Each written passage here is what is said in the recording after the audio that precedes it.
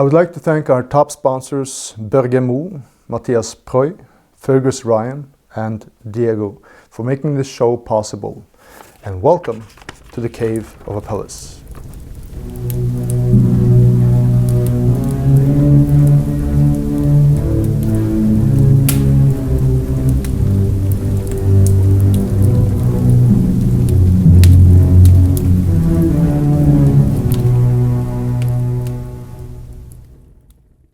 Blissfully unaware, the art world loyally parrots the 18th century philosophy of Immanuel Kant.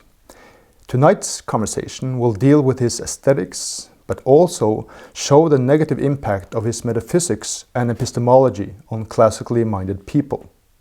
If we cannot know reality, then painting it becomes naive.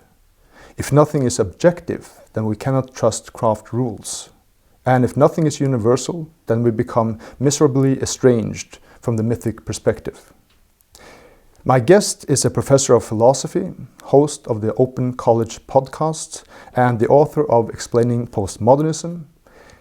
Stephen Hicks, I'm glad to have you on the show. Jan Ove, thanks for the invitation. So, this is your book, first published in 2004. 2004. Yeah. Right. So, should we start from that before we dive into the main character of the evening? I guess it's the main character of your book too, right? Well, yeah, my claim is, as a matter of intellectual history, that postmodernism has its roots kind of in two figures, and one of them certainly is Immanuel Kant. So postmodernism is a sprawling intellectual movement, but is now saturating many parts of contemporary culture as well. But that is a phenomenon of the 20th century, and but in culture and in intellectual movements, things moved slowly.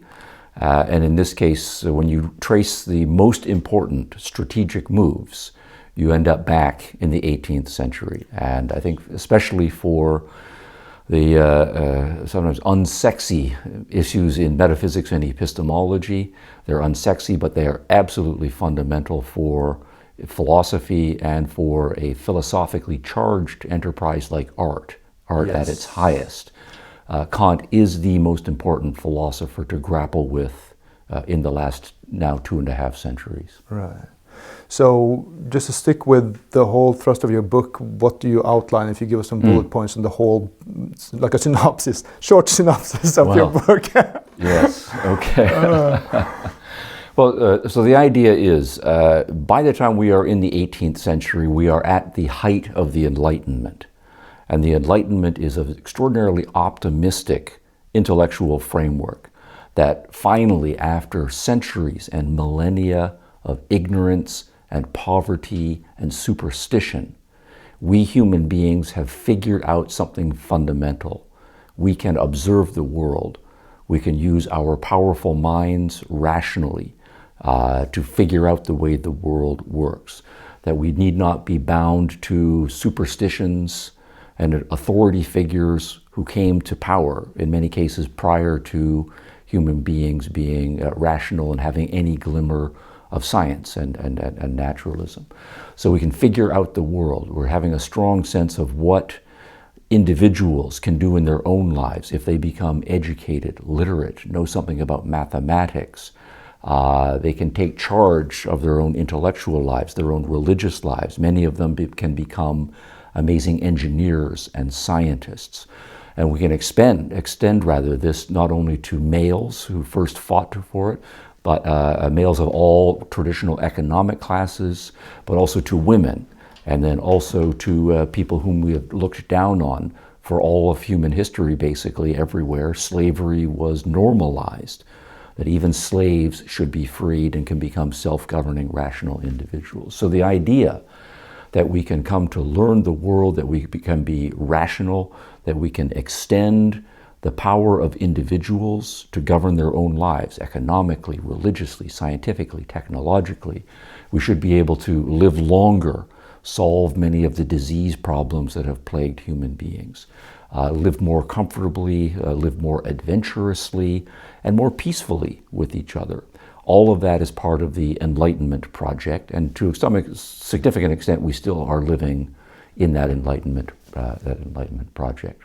But there were many intellectuals who were unhappy with this modernist direction. And I'm using modernism in a philosophical, historic sense, not art historical sense. Exactly right at this point. So we're going back to the last 4 or 5 centuries of intellectual and cultural development, who thought that all of the old gods and the old traditions were being destroyed, or they were being destroyed too quickly, or that without those as an underpinning, the modern world is eventually, after a short burst of apparent creativity and progress, going to regress into some sort of new barbarism. So there was the beginnings of a counter-enlightenment and kind of an anti-modernism that said we needed to go back to some earlier form. And so traditionalism and some forms of conservatism started to reassert themselves in the face of this powerful Enlightenment movement.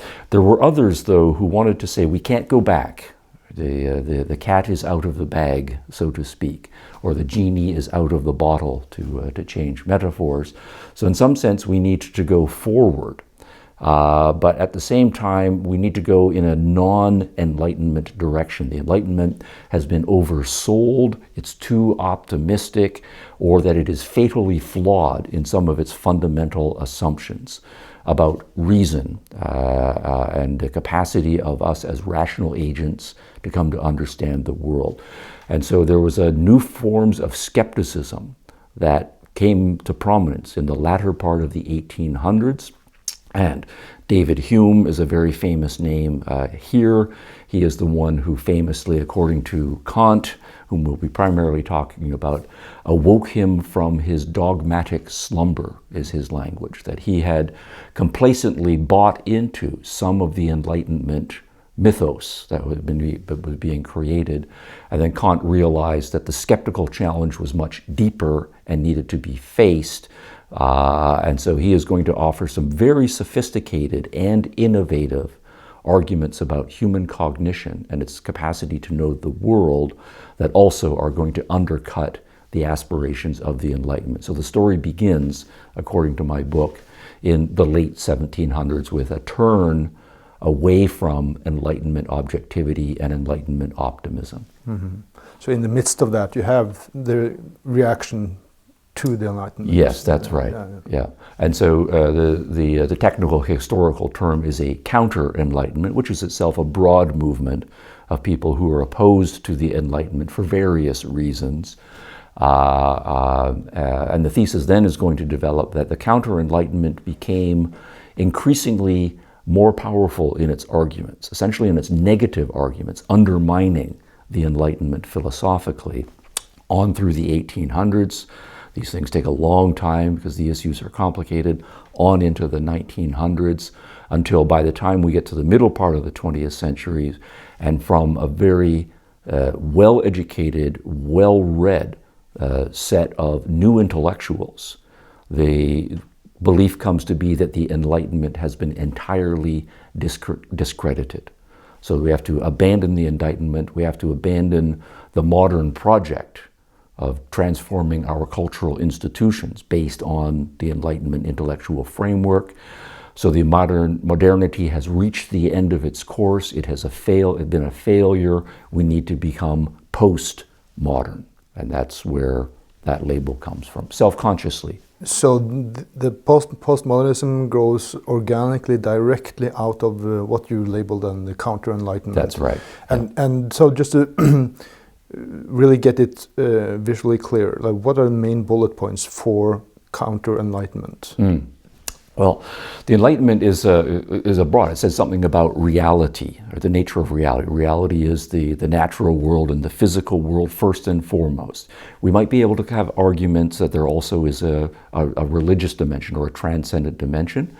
But if we're going to get there, we're not going to get there through simple-minded faith or seeking mystical insights. We're going to have to adopt some sort of rational scientific method and argue for the existence of a God. So what you find in the Enlightenment epistemologically is we start with nature, and maybe nature is the entire project, and so we have a physicalistic understanding of the world, or it might be underpinned by some sort of God-like figure, but the kind of God-like figure that we are able to argue for and provide evidence for, because we're going to use scientific method, is going to be a more deistic God, a kind of science-friendly God who perhaps created the universe and formulated the natural laws that the world operates in accordance with science, cause and effect, where the ones that science is discovering, the cause and effect. So maybe you can do that. But if we can't prove it, we're not going to believe in the existence of that kind of God.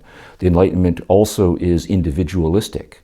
It's individuals who have rationality and the capacity to observe the world and to use their minds to become self-governing moral agents as well as cognizing nature kinds of agents. And the issue of freedom, that people need to think for themselves, they need to be free to experiment in their lives just as scientists do, and to earn the fruits of their experiments if they are successful, but also to bear the costs. So nature, individual freedom, individual moral dignity, and the power of developing one's rational capacity, all of those themes. So the Counter-Enlightenment then is going to be an assault on all of those. Human beings are not rational. They are not fundamentally individual. They do not have agency and autonomy. And any sort of dignity or moral capacity they have is going to be in a non-individualistic form. It's going to be more collectivized, or in some forms of Counter-Enlightenment from a transcendent type of source. So what we then get by the time we work out all of those things in the Enlightenment, the Counter-Enlightenment, is a skepticism, a very thorough skepticism about the power of human reason. A dissolving of the individual into impersonal forces, sometimes impersonal natural forces, but more often impersonal collective social types of forces. So we stop believing in individuals, we stop believing in agency, and this progressive idea that we can figure out the world and improve our lives individually and socially, it gets replaced by a cynicism about human relationships and an overriding pessimism about the human condition that has been created by the middle 20th century. So there's a kind of indifference that comes in when it comes to living in the actual physical world, so to speak? It can be an indifference, but it will be a cultivated indifference, because almost all of the people who become postmodern, this starts to become biographical, right, about them, but they are born into the world. And as moderns, there is almost an inescapable sense of progressivism, right? That we are figuring out more and more about the world scientifically, that technologically we are developing tools that enhance the human condition, that we've been very successful at extending freedoms and liberties to all human beings, first all males and then all females, and then members of other religious groups with religious tolerance, and eliminating slavery in this century. So that progress is baked into now modern culture, and I think it's an institutional, psychologically institutional part of modern culture. So what happens, though, I think, is that the people who become skeptical and jaded and cynical, they unlearn all of that as a result of their education. In many cases, these are extraordinarily well-read, intelligent individuals. So they will talk themselves out of, or learn themselves out of, that Enlightenment progressivism. And it might then be that perhaps as a psychological self-protection mechanism, you cultivate a kind of stoicism. Right? I thought the world was going to be this great, beautiful, wonderful place, but now all of that has been exploded.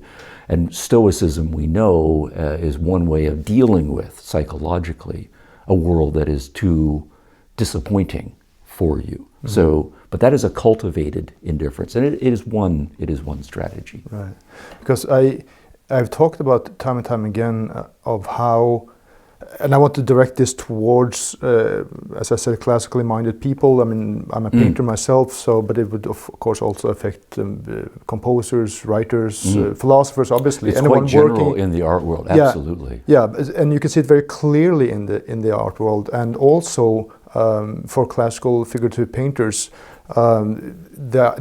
The awareness of what is in your head, more or less unconscious cultural principles, will guide what comes out through your hand and on the canvas, Sure, right? Yeah. So, and that's why I want to devote some time now to Mr. Kant, because Certainly. I have read the Critique of Judgment and been very concerned with that, what he writes about the genius, and we'll get to all of those things. But I've, through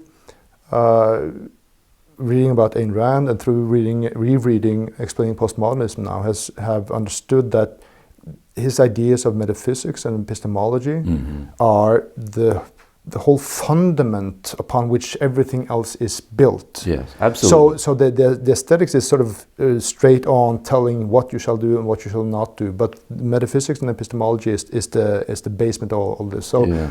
First of all, what is metaphysics and epistemology, and then what is particular about Kant's?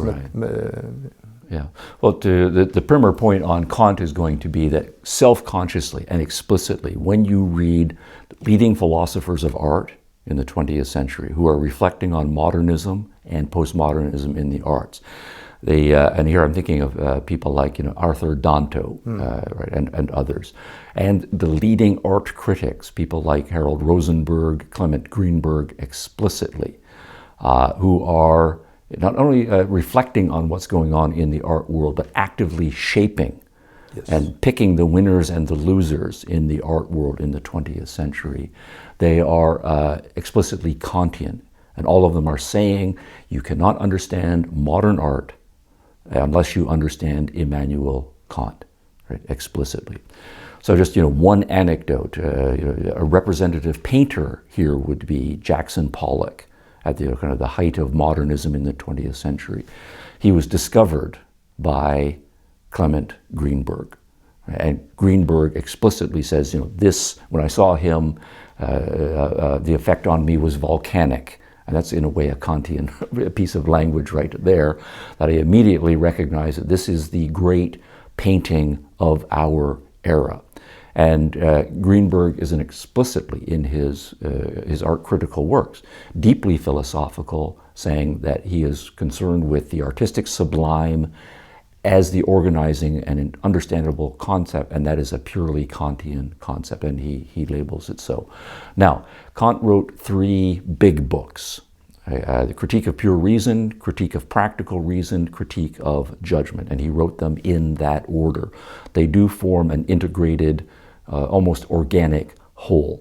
One way to think about this is to say the classical philosophical project is to concern yourself with truth, goodness, and beauty. Right? Those are the big 3, truth, goodness, and beauty. Critique of Pure Reason is about the issue of truth. Critique of Practical Reason about the issue fundamentally of goodness, right? And then Critique of Judgment about beauty, aesthetic theory, and so on. And Kant is reaching fundamentally negative conclusions about everything up to his generations at that point. So if we're going to plug into Critique of Pure Reason, obviously the important concept there is the concept of reason, and this is the organizing aspirational concept certainly for the Enlightenment. The claim that reason is competent, that reason is efficacious at objectively being able to discern facts about the world, and then as we self-reflectively figure out how our minds work, developing more powerful reasons and more powerful tools of reason to understand the increasing complexity of the world. So what Kant's project is to say, what exactly can reason know and what can reason not know? Are there limits to reason? Now, everybody at some level will say there are limits to reason, right? So our minds, we cannot know an infinite number of things at one time. We can only attend to a certain number of objects at a given time. When we are engaging in a process of reasoning, we're going to this step and then to this step and then to this step. There's only so many steps that we can pay attention to at a given time. So we are not gods with an infinite capacity for reasoning. Reasoning has to be done carefully. It has to be done step by step. We need to write things down. We need to double check our work. It is hard work. So everyone recognizes that there are limits. We get tired, we get emotional, we make mistakes, and so on. But what Kant is arguing is that at a fundamental level, reason is not able to know the things that philosophers and everyone wants to say are the most important things about the world. That what we call the world, most of us in our commonsensical fact, is not in fact the real world. The world of the senses is a construct made by subconscious or unconscious structural factors of which we are unaware that create this world for our mind's attention. But it is what he calls the phenomenal world, and it is to be distinguished from the real world or the noumenal world, and those are pieces of technology. And he wants to argue that in principle, it's not just that it's difficult to get from our apparent world that we are observing, it is impossible for us to get from the sensory phenomenal world to reality as it is. And behind all of that is a whole battery of very sophisticated skeptical arguments developed by earlier philosophers and by Kant himself, extending them, to say that we are cut off from reality, cut off from knowing reality. Reason is a subjective capacity, and it knows only a subjectively created reality. It has no objectivity to it and no capacity for knowing real reality. Now, what this then is to say is that if we are saying, well, what is the nature of reality? And that is the philosophers and everybody else's quest. Is there really a God, for example, or a multiplicity of gods? Is space and time real? Do we live in an eternal world? Or did what we call the world come into existence at a certain point in time? Is the universe infinite in space, or is it spatially bounded in some sense? And all of these metaphysical questions. Is nature cause and effect? Or are there exceptions to cause and effect? Elements of chaos really out there in the world? Or are there miracles of some sort? So what really is the way the world works? And we want to know reality. Kant is saying, as a matter of principle, we cannot know if there is a God. We cannot know, actually he says something different about space and time. We can know that space and time are only subjective creations. We can't know if reality out there is really in space and time. We cannot know if reality is governed by cause and effect, or if it's a matter of miracles or some sort of chaos out there. We cannot know if we really have a soul, for example, that is immortal, and that when we suffer bodily death, our soul will separate from our bodies and go to another reality or some other dimension. We cannot know if we have free will. And free will is absolutely important for us to be moral agents. We cannot be moral agents if we don't control the choices we make. So we can't know any of these things, Kant is saying, about reality. We are deeply skeptical. So this is where I understood the immense importance of that for your whole outlook on life. And Ayn Rand has this idea of a sense of life reflected in a painting or in literature. And if that is your sense of life, then it's a self-defeating process. I'm just trying to tie it in and see how would this, what you're saying now, affect a classically minded painter to stick to my own profession. That's right. You cannot know reality, so why? I don't know if the book is there or not. And you lose the contact with the physical reality that you use as something to imitate, right? Yeah. And if there's if there's a question of free will or interconnectedness, then that will affect the type of motifs that you paint. Yes. Now, it might be, and Kant is willing to say, I'm looking at this book, right, that's sitting on the table, and I'm looking at you. I can know that there is this book, and I know that you are there, and that I am looking at that. But if you are an artist, and you're a serious artist, you aren't doing trivial things.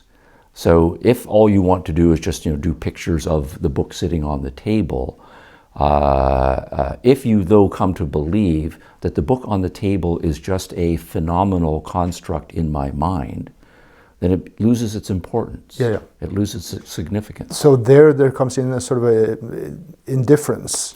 That's right. To what you're looking at. And that, just jumping slightly forward a little bit, in the Critique of Judgment, where his big idea is the aesthetical indifference.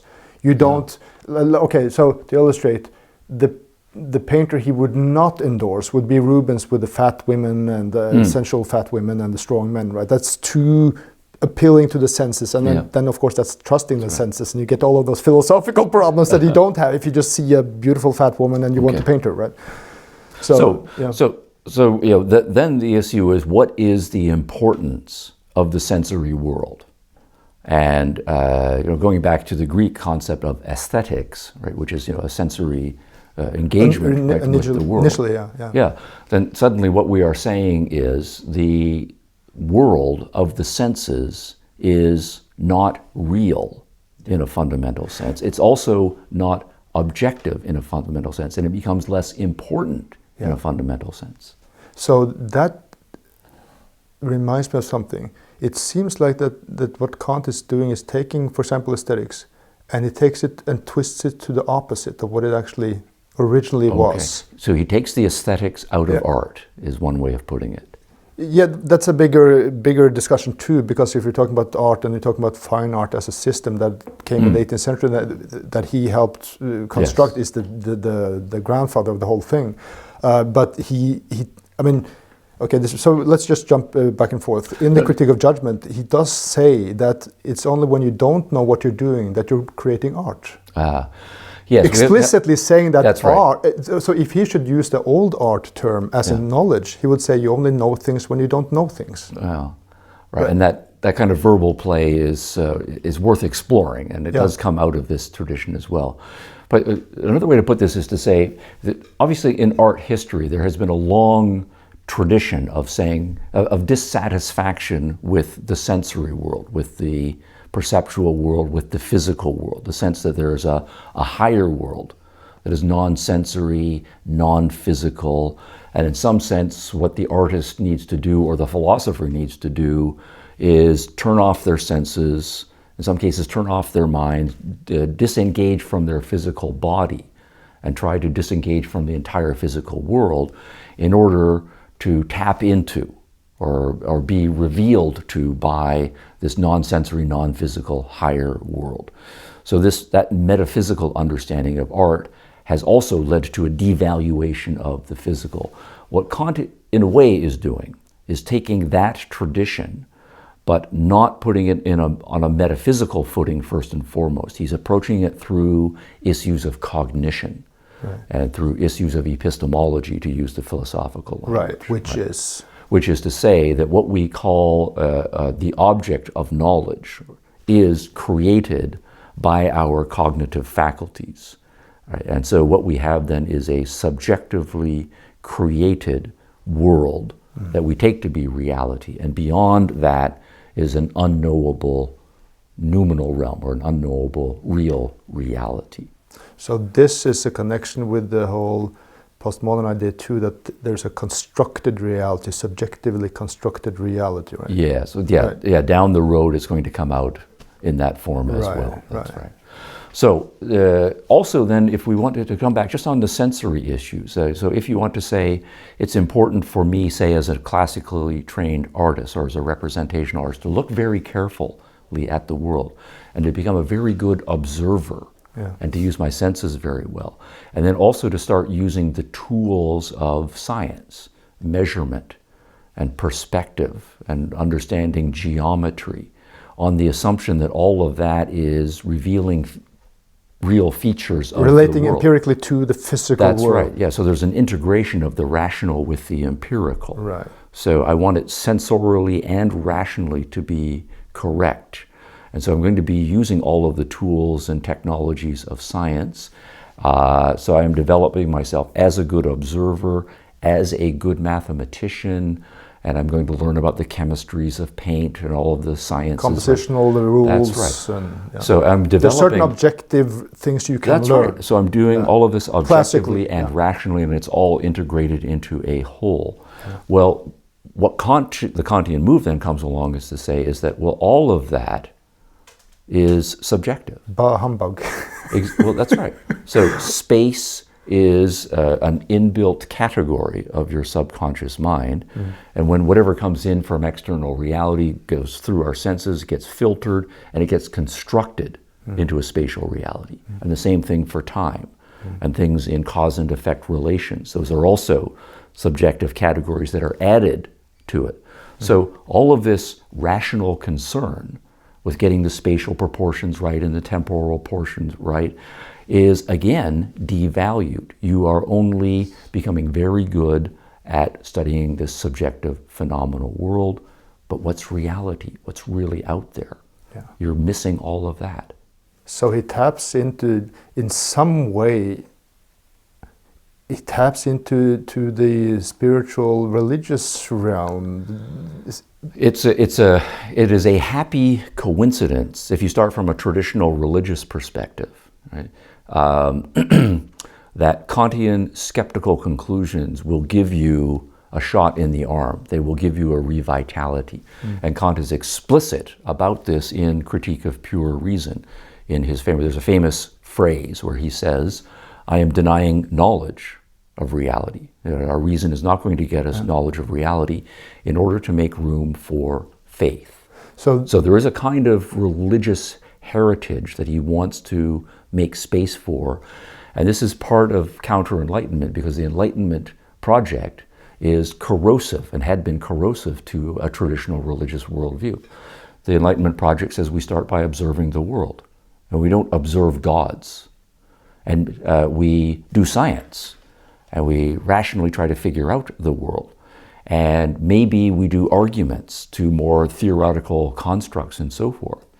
But if those arguments get exploded or defeated, then we're not going to believe in those theoretical constructs. So it becomes, from the Enlightenment perspective, if you are going to believe in God, it can't be a faith move. It can't be just a tradition move. You have to show the evidence, show the arguments for the existence of God. And so a big part of the Enlightenment was this century-long, very intense engagement at a highly sophisticated level with all of the arguments for and against the existence of God. And one of the things that Kant is concluding explicitly is that all of the arguments for the existence of God fail, just on their own terms. And he's adding this philosophically heavy-duty conclusion, they have to fail.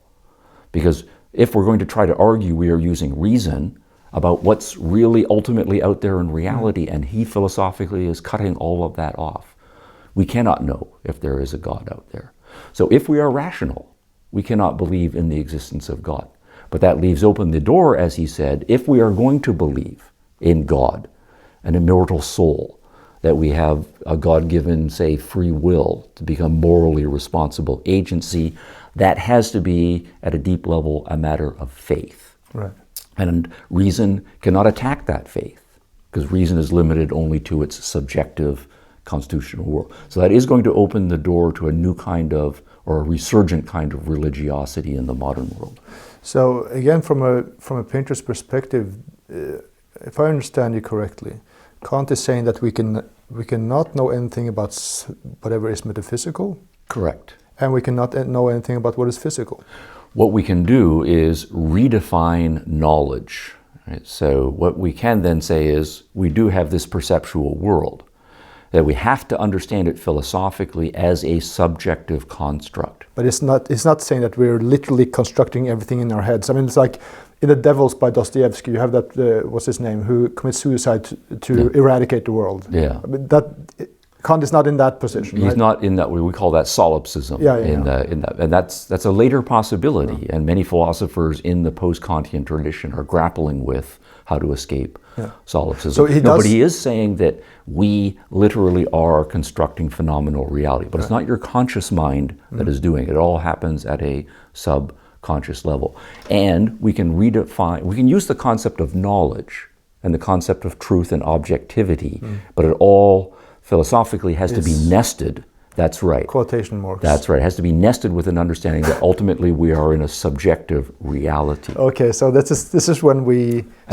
stop thinking about it, we start feeling about it. Well, no, not for Kant. That's going to be in the next generation. Right. Kant is very so much, let's be fair. Okay. He is very much anti-feeling, right, about this. Okay. But your hand gesture a moment ago was exactly right. Again, some centuries, generations later, as this broad Kantian movement works out through a number of variations, we start finding thinkers who will say knowledge, and we put it in quotation marks, or truth in quotation marks, and you seem very intelligent when you say knowledge. That's right. Well, that's to indicate a skeptical distancing from that point, and that is post-Kantian. And that's interesting too. Then, so okay, so there are a couple of things here.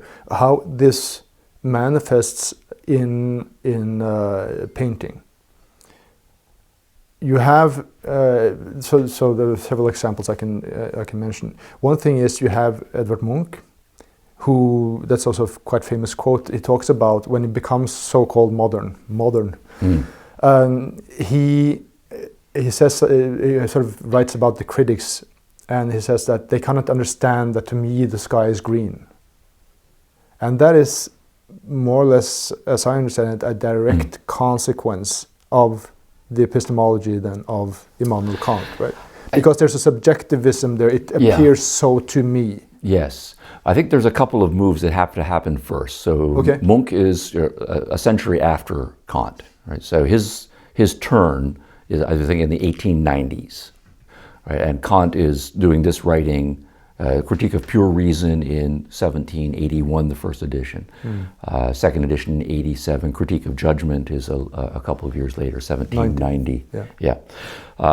So partly, though, Kant had wanted to argue for a kind of universality. So he says, yes, it is a subjective creation, but all human beings have the same subjective constitution. So there's some kind of objectivity. I'm doing quotation marks all the time now. That's exactly right. So objectivity is not quite the right word here, but he wants to say it's universal. So it is not objective. Because objective is to say there is an object independent of me that is what it is, and I, the subject, am coming to know it. So what Kant is saying, no, it is subjective, but your subjectivity and mine and everyone else's is the same. We all have the same subjective Because it has that constitution. term subjective objectivity, doesn't it? Well, technically speaking, that's playing with oxymorons. If you want to say it is a property that holds for the whole category or for the whole class, the right term is universal. Right. So it is subjective universalism that Kant is arguing for. And so then he wants to say we can be intersubjective. Notice we're doing this again. Yes, that's right. So that's right. So it's not that I'm in my own subjectivity and you are entirely in your own subjectivity. Because we have the same universal constituting factors, we can be intersubjective, or there's a universal subjectivity. But what happens, though, in the next generations, though, is to say, well, how does Kant know that? How does he know that your subconscious constituting factors are doing the same thing that my unconscious constituting factors are? I can't jump outside of my subjectivity and into your subjectivity or into your unconscious subjectivity to see what's really going on there. That is an assumption that Kant is making, and that assumption can be challenged, and a certain number of the philosophers in the next generation will start to challenge that precisely. Now, we don't want to talk about Hegel and Marx and so forth, but they are exactly, and Nietzsche in the next generation. of developments in German philosophy, all of whom challenge that assumption in various ways. So there's a relativization. Getting even more subjectivist, or getting subjectivist, you mean? Well, they are already inside the subjectivity, but now they are abandoning the universality for a kind. And the contrast to universal is relative. Right. So it's the next part of the rocket. It leaves the last part and then it continues. That's right. So we then say, well, there are different subjectivities out there. And those subjectivities cannot be translated right across. So maybe different economic classes have different subjectivities, and that's the Marxist version. Maybe the constituting factors evolve across generations, and that's a more Hegelian evolutionary kind of move. And so it can also, though, devolve to the individual level. Maybe my subjectivity and your subjectivity are fundamentally different, that we literally create and see the world differently. And that, I think, is closer to Munch. Right. And that's where I see that, so if you zoom out a little bit and look at the current situation, we're not going to get into all aspects of wokeness, but it seems to me that the Kantian epistemology and metaphysics, and also the later development through Hegel and etc., they really have had a free playground within what we call art. Because we've gotten used to that this is my understanding of reality and that's different from your understanding of reality. We've gotten used to that through actual visual images. So we learn that there are different subjectivities for each one, because as Kant says in the judgment we'll get to quite soon, there is that originality you have to express. It's my personal view of it. And then what happens now is that sort of the principles of art, or the activities within art, the way of thinking within art, is just let loose on the rest of society. Right? Yeah, absolutely. Yeah. So those two things are both important. The subjectivity, right, which comes from Kant, the relativity is added by the later position, because people are arguing that Kant can't maintain the universality claim. Right. So you cannot blame that on Kant proper. That part, Kant, yes. Okay. Now, but I want to say, though, if we talk about classically minded painters, what the Kantian move means, first and foremost for classical art, is that the entire representationalist project is suspect at best, or to be abandoned. If you are doing any sort of representational art, you are now, in the Kantian universe, by definition, not a serious artist. You are only concerned with how things look and how things can be rationally reproduced in various ways. And that is all just the phenomenal world. That is the less important world. And any self-regarding artist who says, I am about serious stuff, has to be interested in what's reality real. So figurative art, more broadly representational art, are relegated to a lower order of art.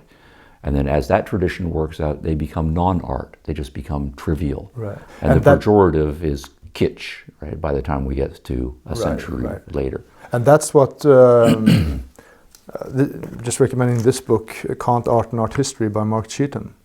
He talks about how Kant has influenced the modern idea of art, not only through his aesthetics, but through his general philosophy as well. And clearly saying that when Greenberg attacks kitsch,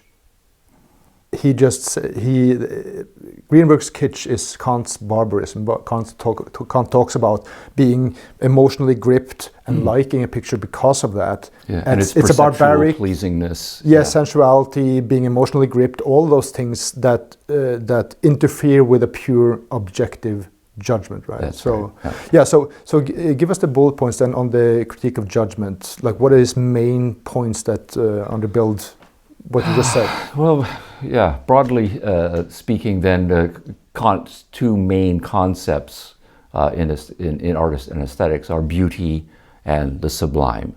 And they represent the highest achievement in their respective domains. So significant amount of critique of judgment is analyzing the concept of beauty and examples of beauty.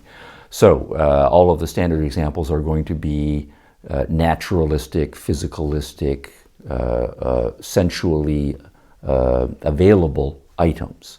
So we can talk about a beautiful landscape or a beautiful woman or a beautiful seascape or whatever, a beautiful arrangements of flowers on a lovely old wooden table. And so beauty can be applied to all of those concepts, and the issues of sensory appeal and getting the proportions and perspectives correct and so forth in a way that's harmoniously integrated and pleasing to our cognitive faculties at that level, our senses and our reason. We like looking at these things. We like reflecting on these things. We like admiring the skill and the craftsmanship of the artist who made all of these things. So he has an analysis of beauty that is kind of sophisticated, but in one sense traditional. So the big move, though, in Critique of Judgment is when they say we take all of that and in effect we put it in a box. All of that is only about the phenomenal world. And it is its sensory appeal and its rational appeal. But what we have learned then from the earlier critique of pure reason, is all of that is subjective, right? And now lesser.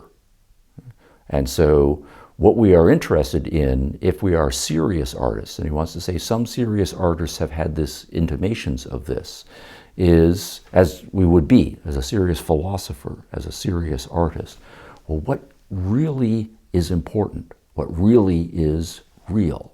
And that you're not concerned with superficial things that are merely pretty, or things that are merely an appeal to your senses, or merely appealing to your reason now, because your reason has to be seen as subject to these severe limitations.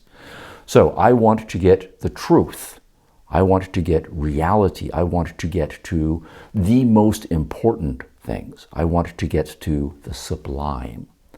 And now there's a tradition, of course, of the concept of the sublime, which to some extent has been captured in art, but there's a broader sense of the sublime as the highest psychological experience one can have as a human being.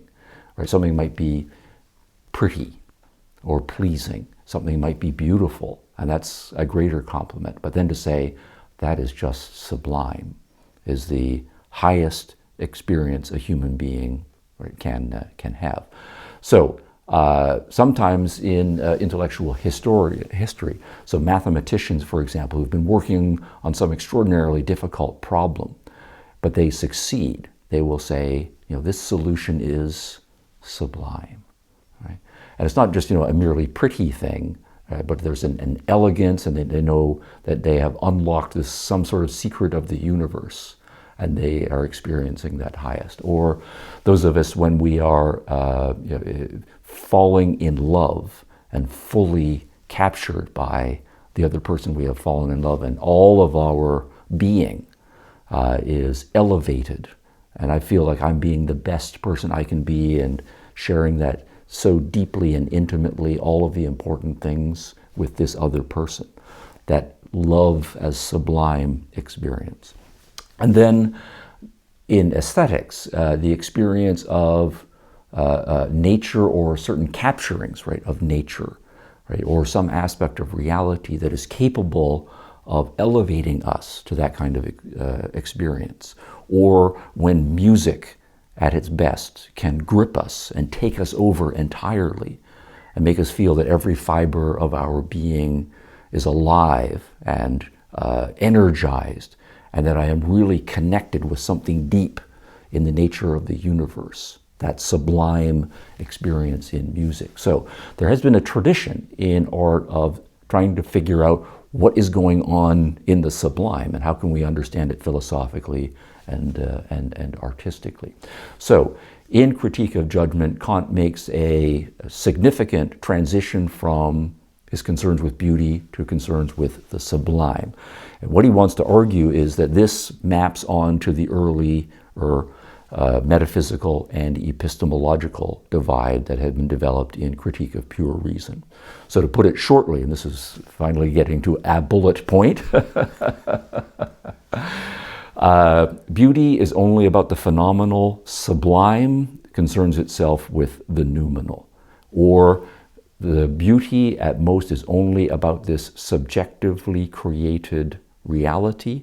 Sublime is giving us intimations or possible access to real reality. So we are left at the end of the first critique with the idea that yes, we have this physical world that's available to the senses and to our reason, and we can do our science and talk with each other and so forth. But the big metaphysical questions: is there really a God? Do we have free will? Is our soul immortal?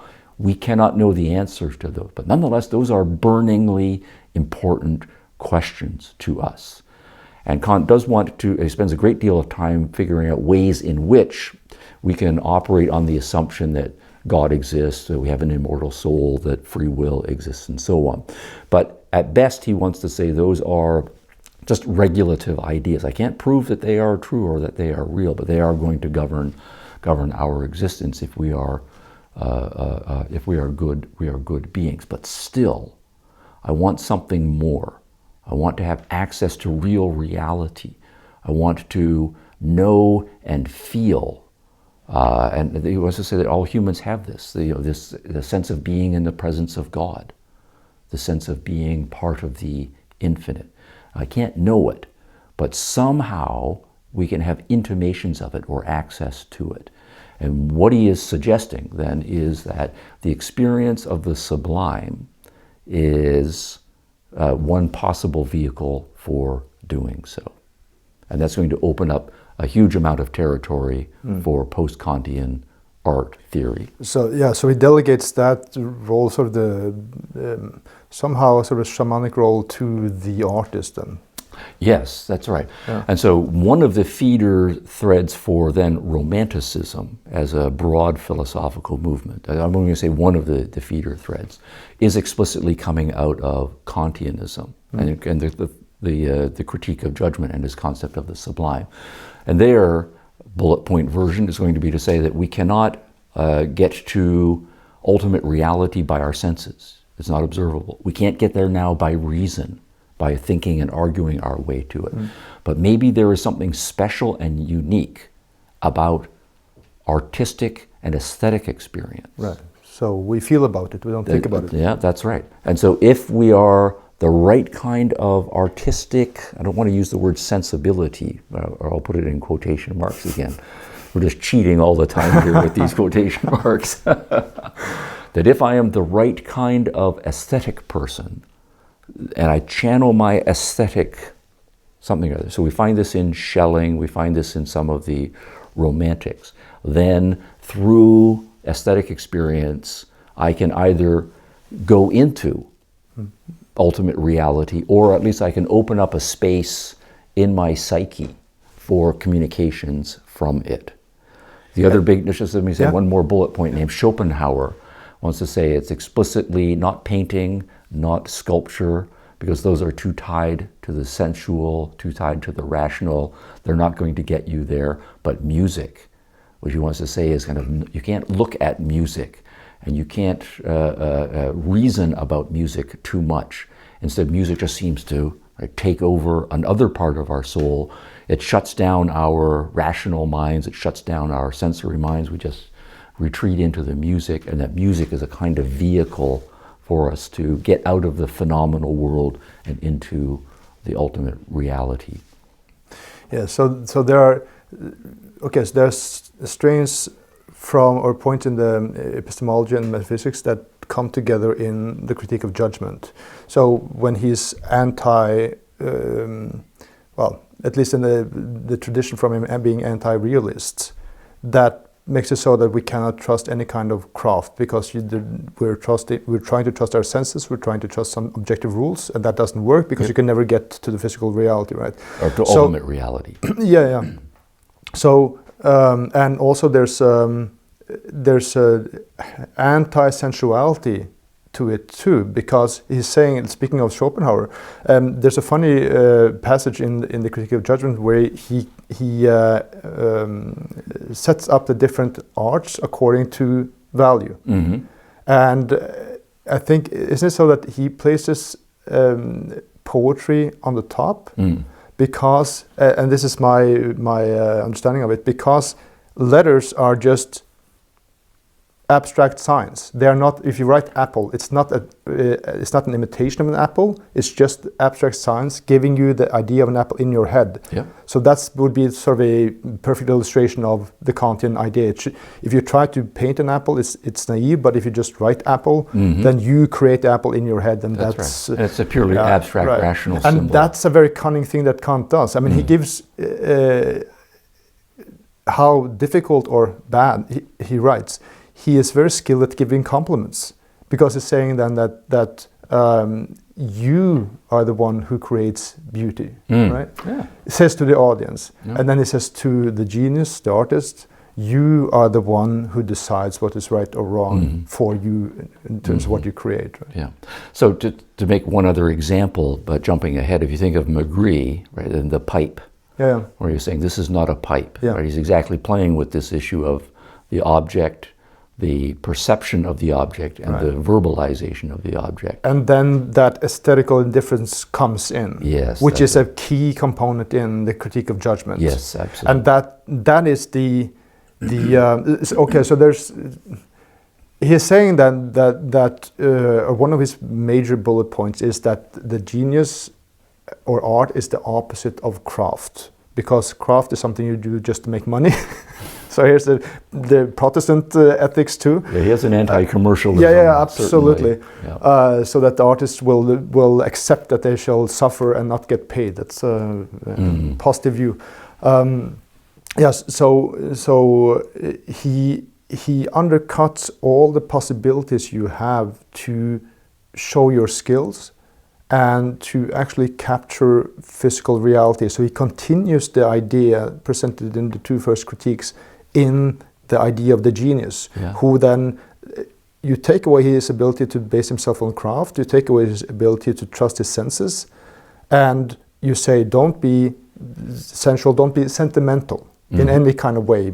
Don't be intense. Don't be sensual, don't be emotional, or don't be rational. Right. Is the other big part to be added to that. So there's not much left. That's right. So necessarily, the real artist, the artistic genius, is going to be irrational. Yeah. And that comes out in his understanding of the genius.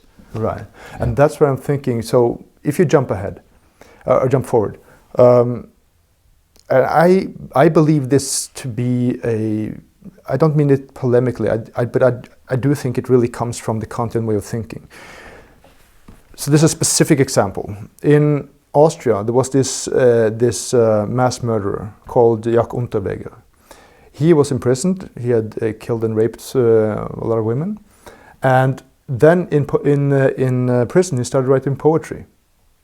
And suddenly the intellectual elite, the artists, got interested in him, and they argued that he should be let free. And at a certain point he was, and of course he raped and killed more women before he was caught. And I'm thinking, that is a perfect illustration of the genius, who has no boundaries, who has no rules to follow, who just is, who just feels what he shall do, right? I mean, like in the extreme case, that is the consequence of the whole liberated genius who is not bound by any kind of sort of physical restraints or physical rules or moral rules. Yes. Now the concept of feeling is tricky there. So again, we would have to say Kant would not celebrate the feeling route. He would celebrate the anti-rational route. But in his personal philosophy, he is still very much anti-feeling. So it's going to be a post-Kantian maneuver, which is then to say, well, if we are interested in the sublime, how are we going to get there? And Kant has said we're not getting there by our senses, we're not getting there by craft, we're not getting there by reason. It has to be some anti-rational or non-rational capacity. But what that capacity is, there are a number of candidates that post-Kantian thinkers will follow. Some might argue that it is through religious feeling, or through music, or through some sort of revelatory faith that comes from the other side. And so those are all explicitly anti-rational post-Kantian moves. But there will be post-Kantians who will say, look, Kant was just a prig, to use that English word. No, he was a prig, and it is more. He was very upstanding, uptight, anti-feeling. You just have to follow these strict moral rules without thinking about consequences and so on. But that was just a peculiarity of Kant, and we have to perhaps resuscitate the idea that through feeling, that we have another cognitive capacity, that feelings are not just subjective and not to be trusted. That maybe feelings are the vehicle through which we are ultimately going to access the noumenal world or have it revealed to us. So there's a rehabilitation after Kant of subjective feeling as one possible vehicle. So you could call this Unterweger a post-Kantian genius. Yes. Because he was then again, quote unquote, sublime in that he was fully into his emotions, just expressing himself and having no restraints at all. So again, jumping ahead a century, Expressionism is going to be the consequence of that strain of post-Kantianism. The idea there, we don't really observe the world like the Impressionists do. No, that's exactly right. We don't think too much about it. Instead, we try to shut down our minds, shut down our senses. We just feel about it. That's right. We just subjectively feeling of whatever comes out, that's my art. Okay, so yes, absolutely. That is going to be one possibility of development. But then the so-called more intellectual idea would be then the whole argument, which is one of those art cliches, that Cubism shows you the whole reality from different perspectives at once, so it's more true somehow. Yeah. Right? Yes. Yeah. That's the slogan there. Right. Right. But that you could say that you could attribute that directly to Kant. Would you say so? I would not. I would say there's another development that goes on there, because one standard interpretation of Cubism is to say that we have a cognitive limitation with respect to our senses, that we only see things from a particular point of view in a moment of time, and that what we are trying to do, this is the good news cover story version of Cubism, is to be more scientific. What is said about it, That's right. And then say that the truth is that the object is multidimensional and persists across time, and so there are multiple perspectives. And so to be true to our art, we need to find a way to capture the persistence of the object. And the only way to do that is to break the object up and put the different perspectives on it. And just by coincidence, that goes together with the complete destruction of the idea of craft or sensual representation. Yes, that's right. So that's why I want to say that's partly a cover story. Now there is an interesting issue about how you try to integrate a third dimension in painting, and that's an interesting project. How do you try to integrate changes across time in painting, because painting is timeless and two-dimensional. So the darker version then is to say what we want to do is just show the limitations of painting with Cubism. Painting really is just superficial, and it's only capturing an element, and so we're going to try to break up the canvas and also break up your psychology as you're trying to understand the canvas. And we're not interested in any sort of harmonious integration. The Cubists are always fractured and a little bit tortured, so there is other stuff that's going on. So the right consequence from Kant is that you cannot capture reality because you can't trust your senses, and you cannot understand reality because of our limited reason, right? Yes. So that's the destructive. That's right. Part. Now, where you go from there's going to be 10 different options. Once you say we're not going to be sensory and we're not going to be rational, what follows from that? Well, lots of weirdness is possible. And what this does is there's so many things that comes out of this. I mean, one other thing that Kant has as a major bullet point, of course, is the originality. So what he does then is also to, sever your ties. Again, I'm talking as a painter. Sever your ties. If you take Kant literally, or today many people just think like that or feel like that unconsciously. A consequence of that is that, oh, I cannot look at Rembrandt. Oh, I cannot look at Nerdrum. I mean, how many times from people who don't know even know how to spell the word philosophy have I heard, well, when are you going to liberate yourself from Nerdrum and become yourself? They don't know that Kant ever lived. And they are spitting images of that one idea. So for a painter to unconsciously, like by osmosis, having acquired those ideas, is extremely destructive for your development as a painter, because every time you see someone in the past who's your soulmate, so to speak, then you think, oh, no, I mustn't touch it. No, there's a couple of ways of getting there. I mean, the explicit remarks Kant makes about originality and severing it from tradition.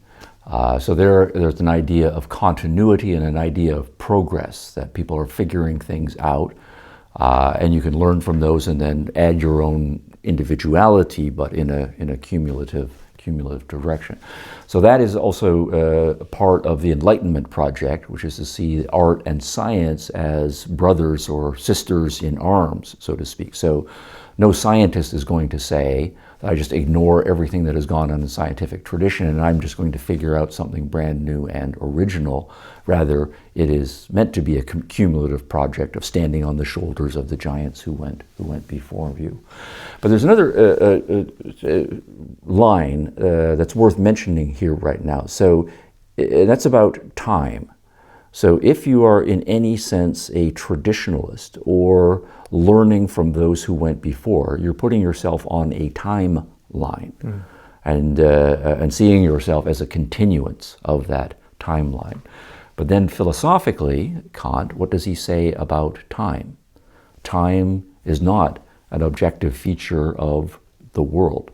Time is a subjective, additional construct.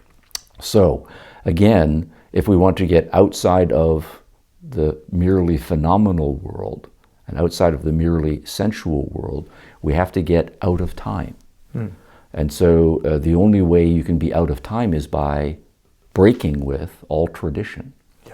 Right? And so you just, what is going to happen, and it has to be something completely shocking to the sensibilities of people who are still stuck in the physical, phenomenal world, and it has to be completely new, and that is going to be the marker that you are actually an artist. Right. And that's where I still think you can tie Kant directly to this Unterweger. Because he does did something that is so apart from what you would even think of doing. I don't know that particular example, so I would need to research it a little bit. But I think there's some later developments that it's explicitly a rapist and a criminal whom certain segments of the art community want to rehabilitate and use. So I think there's at least a cultural, perhaps a political agenda that needs to be added to that. Well, you could say that, but it's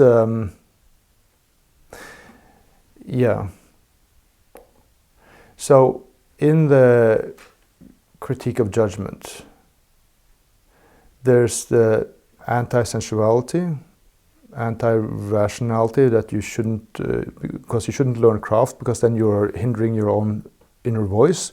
And then there's the subjectivity of the genius, right? And what I'm thinking about, that is a fourth, or it's connected with, these things are interconnected. Another thing that is a highly destructive idea that comes from it is that, okay, when you have this idea of the aesthetical indifference, that things are subjective, you're also distancing yourself, if you buy into that, from a more archetypal or eternal perspective, because there's no such thing as something that is archetypal, or if it is, you shouldn't try to capture it in a sensual manner, right? So you are then also severing yourself from, that's the irony of it. I mean, at the same time as it says to deny knowledge to make room for faith, he is also, through the critique of judgment, denying that you should have contact with the sense of being a part of something bigger, as people typically say, of an eternal context, right? Yes, that's right. So the concept of time there, eternal, is still a little bit tricky, because in some sense we have to say archetypal then. Yeah, in some sort of universality. Now, there is another road that we can explore here. One is to say, for the post-Kantians, Kant has said there's ultimate reality or noumenal reality out there, and in principle we cannot know it through reason or through our senses. So that then opens the door to those who want to say, well, I still want to get there, to come to know ultimate reality, and I will explore various non-rational ways of doing so. The other way, though, there's another post-Kantian route, is then to say, but Kant has also said that what we call our subjective phenomenal reality is a result of unconscious subjective forces that are kind of objective and universal and built into the human condition. So what I need to do, my project, is not so much to get out there, but as to get deeper into my subjectivity. And so there becomes an inward turn to try to figure out what are these universal unconscious structures. But you find them from yourself. That's the genius. Well, you'll have to start with your phenomenal world and somehow get back there. And Kant tries to do a certain amount of analytic and reduction to get there as well. But again, to jump a century later to thinkers like Sigmund Freud, who is then interested in, say, well, obviously the conscious mind is just superficial and not really dealing with reality, and it's a kind of certain amount of ego construct. The real action is in the unconscious. And so the exploration is to try to figure out what's going on in the unconscious. So I'm totally uninterested in the perceptual world. I'm totally uninterested in any sort of ultimate reality with gods or a transcendent being, or the scientific project to figure out what the ultimate unifying forces of the universe are. I am totally interested in the unconscious, or the deep subconscious, or deep subjectivity. And so that entire inward turn is also another movement that comes out, not only in psychology, but it comes out in literature and the arts more broadly. Yeah. And you see it visually in modern art. Yeah. And I think that's a yet another part of the tragedy.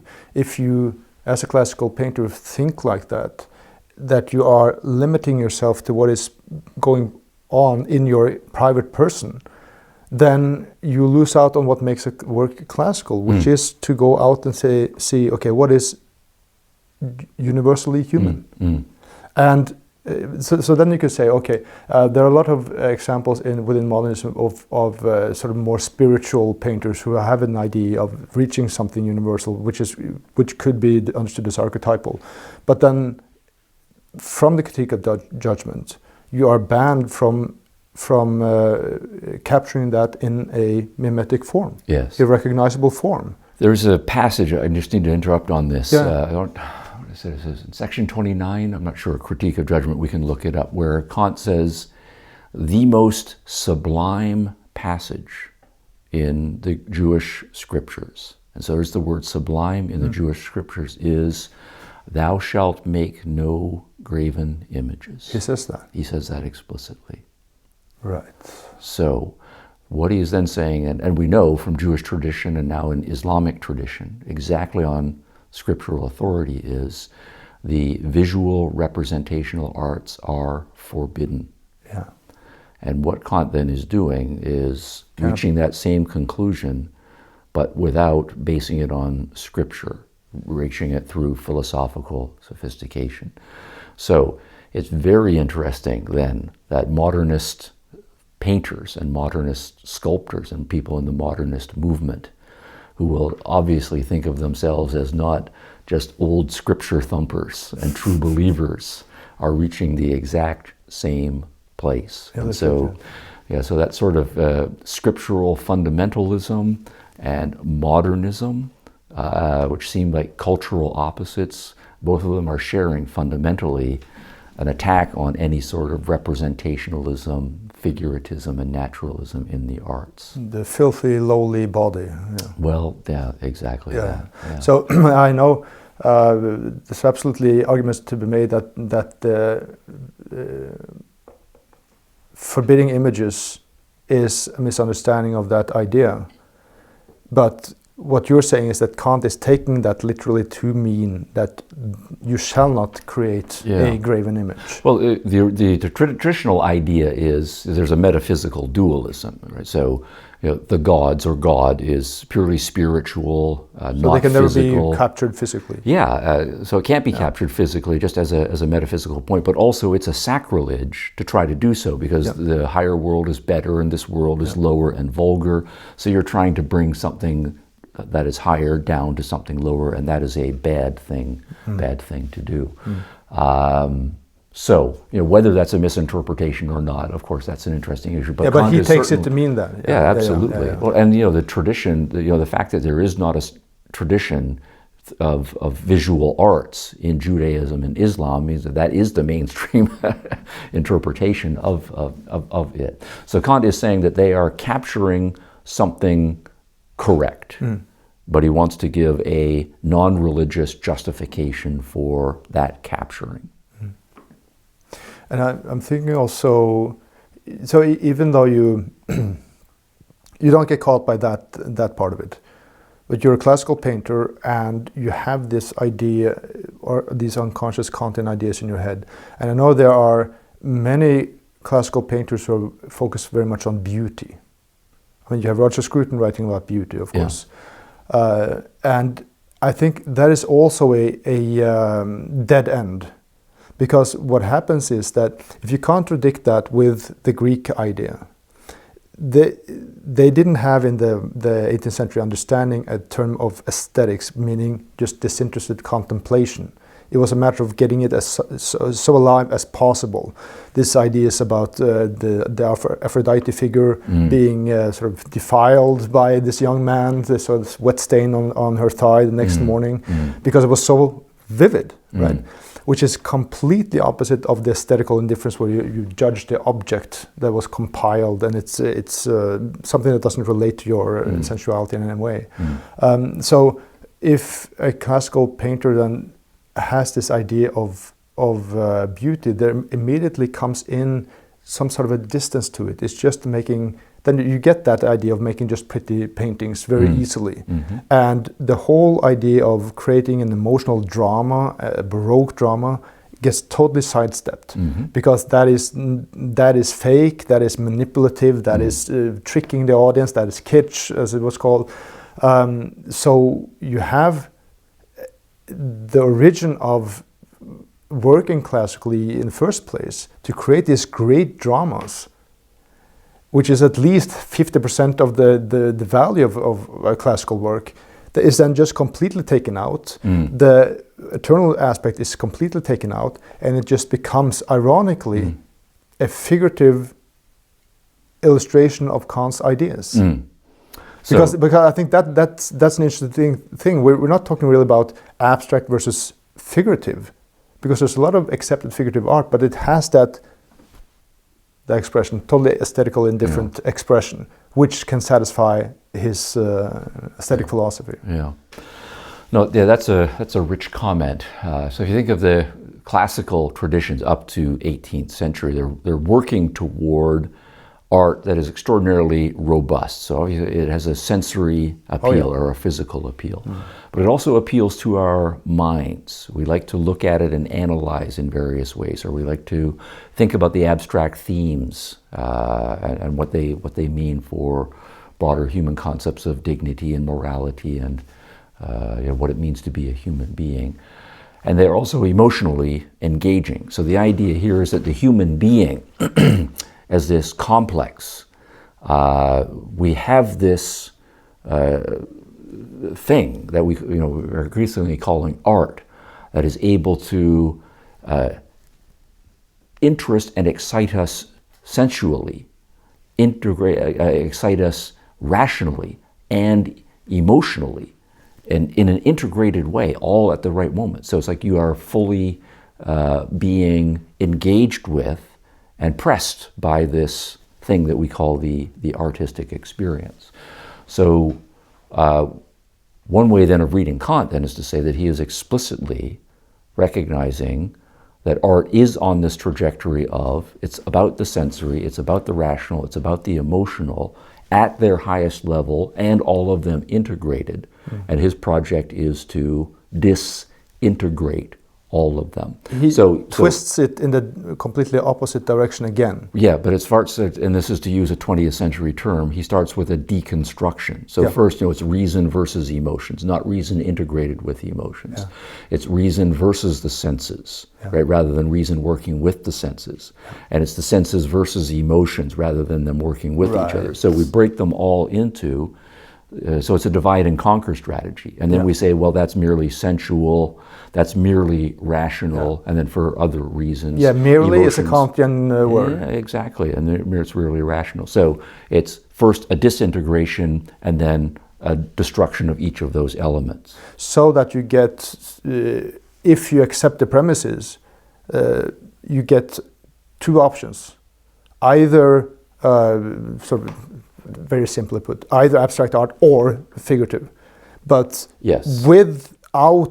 that the abstract art then becomes like pure spirituality, and the figurative painters think we're going to make really good images, it's going to be really exactly how it is, and they forget the whole eternal context, the metaphysical content of it. That's right.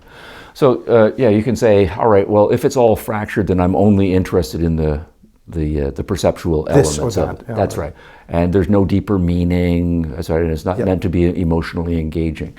There are other figures then who will say, well, I'm not interested in the sensual or the rational, I'm just purely all about emotionalist expression and so on.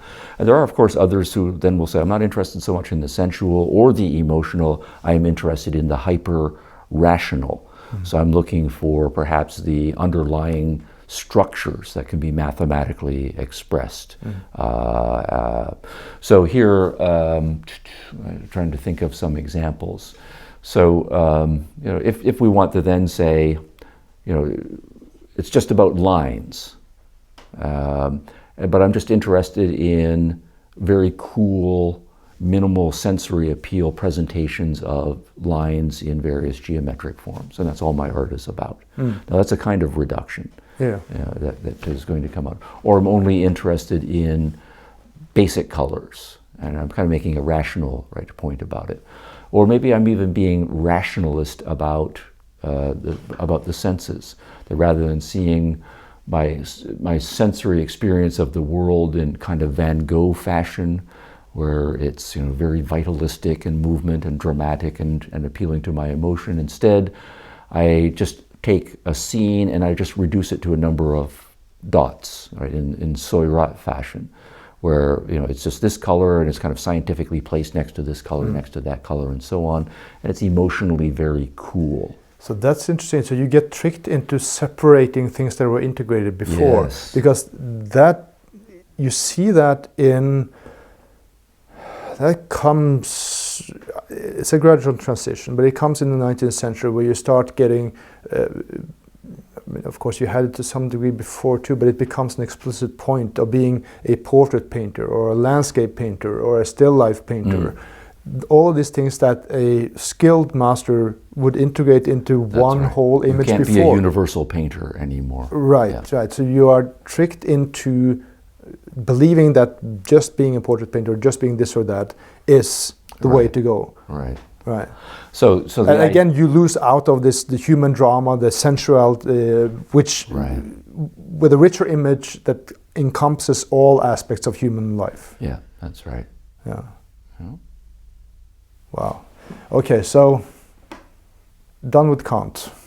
Okay. How do we build up something positive from here? Like if you talk, because we're talking about the general basic ideas. Is it Aristotelian epistemology and metaphysics, or like what would you set up as an alternative? Well, broadly speaking, I am Aristotelian in my approach. You mentioned Rand. There's a huge amount that we can learn from Rand as well. So there are people, neo-Aristotelians, objectivists, and others, and not limited to those, who are still working on the broader project. So I'm going to speak though as a philosopher, because the argument I'm going to make is that Kant is the most important philosopher of the last 2 centuries. And if the conversation that we have had is that, and there's still work to be done, that what is going on in art critical theory in the decisive decades of the 20th century with figures like Greenberg and others is Kantianism, kind of updated with respect to evolutions. And if we can take the major sub-schools of modernist and then later postmodernist philosophy and do the intellectual history well, to see them as downstream from what is ultimately a significant Kantian term. Culture is downstream from Kant. That's exactly right. And there are, now this is extraordinarily controversial in the Kant literature, but I and then some of the leading Kant scholars who are reflecting will say we are, this is slightly overstated, we're all Kantians now, right? Or we are all working in the shadow of Kant. And so when first-rate philosophers are making claims like that, we need to pay attention to that. So what I think has to happen is we do need to go back to Kant.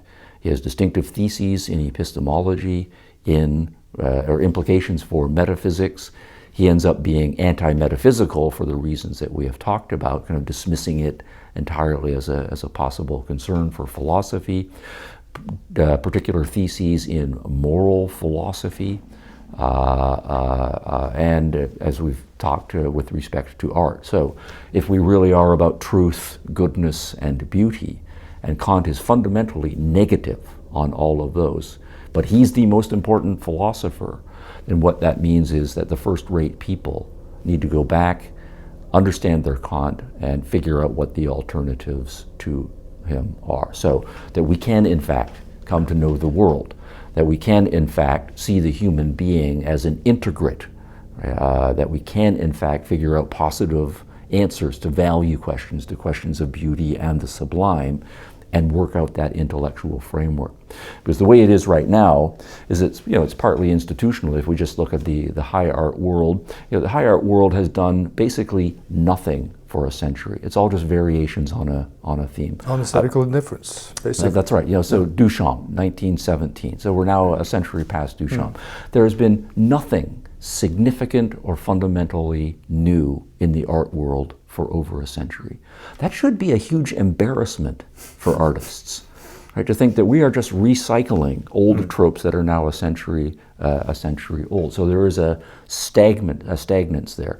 But artists, they can be very sensitive and very clever. I think you used the word osmosis, right? They're drawing it out of the intellectual atmosphere. But they're not necessarily art critics, educated in art history at that level of, PhD sufficiency.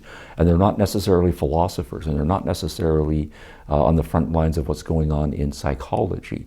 So they're very good as artists, but artists function in a broader intellectual and cultural framework. So they do need to, if we want to rescue the artists, or the artists want to rescue themselves, they need to realize that they have been put in a box. Right.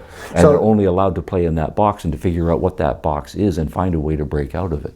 Right. So you start with the immediate constraints, so to speak, or immediate awareness. Yeah.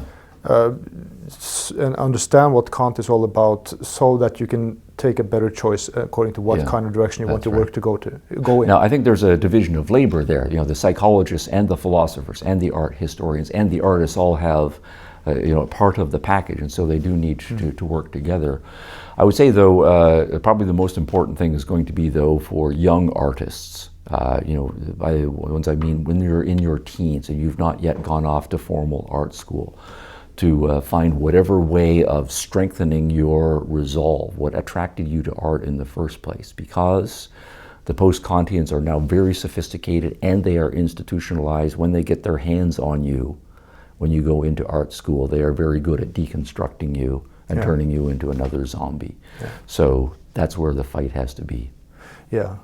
So just be aware of the main components of Kantian and Kantian-influenced philosophy can help you to understand what's coming.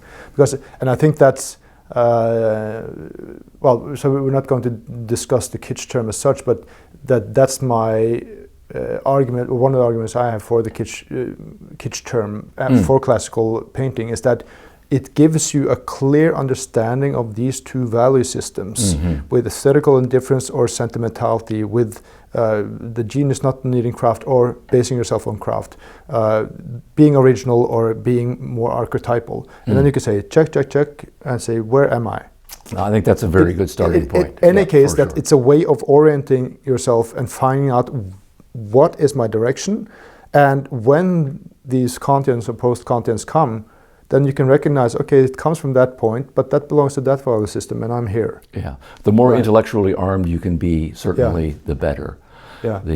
The hard thing, though, is that if you want to be an artist, you need to pour yourself into doing your art, and you can't also get a PhD in philosophy or psychology at the same time. But you do need to have a certain amount of intellectual armor in your defense, so you can't let it slide. Yeah, because don't let Kant fool you, because one of the things he does say is that the genius doesn't know what he's doing, so he needs a philosopher to decide, to rationalize. So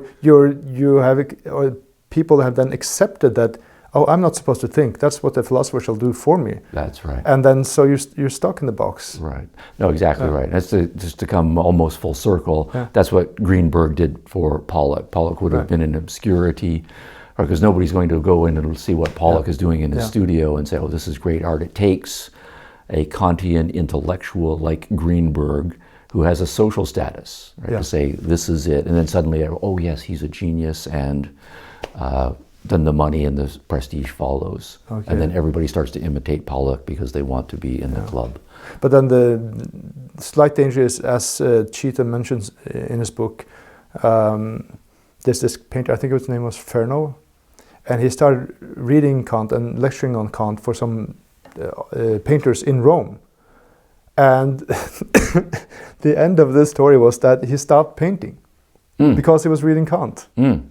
You see, perfect anecdote. Yes. Yeah, right. So I mean, that's where I'm thinking. Okay, to read Kant, understand him, but always have something else that builds you up. Yeah. So if you want to give us some sort of famous last words on that, I like one of those bullet points again on that. What is if you're an Aristotelian, what about Aristotle's philosophy as such? Because we've been talking about epistemology and metaphysics and aesthetics. In Aristotle's case, poetics. Yeah, no, I would say I'm broadly Aristotelian. I think Aristotle is the greatest philosophical genius of all time. But it doesn't necessarily mean that you have to become an Aristotle scholar. I would say, read some Aristotle. It will be enriching to you. I also want to say that Aristotle was 2,400 years ago. Lots of things need to be updated. So there's still a significant amount of work for philosophers and psychologists and art historians to do. But the main point here is that Aristotle is a naturalistic philosopher. The natural world is the real world. We might be able to argue our way to something beyond the natural world as well, right? But that's where we start, and it's real, it's knowable, and the human being is capable of really magnificent things. If he or she develops his core capacities for sensibility, for reason, for passion in an integrated way, you will put together a full life. You will become something special yourself, and you will, if you're going to be an artist, be a contributor to the already then impressive traditions of great art. So if you read Kant, then you can deconstruct your subconscious presumptions, and then you can read Aristotle to build yourself. Yeah, he's the foundation for sure. Okay. Stephen Hicks, this has been very, shall we say, enlightening. Nice word. Thank you for coming to the Cave of Pellis. Okay, pleasure, thanks. And thank you for watching. Remember to head over to caveofpellis.com/subscribe and become a member today. I'll see you next month.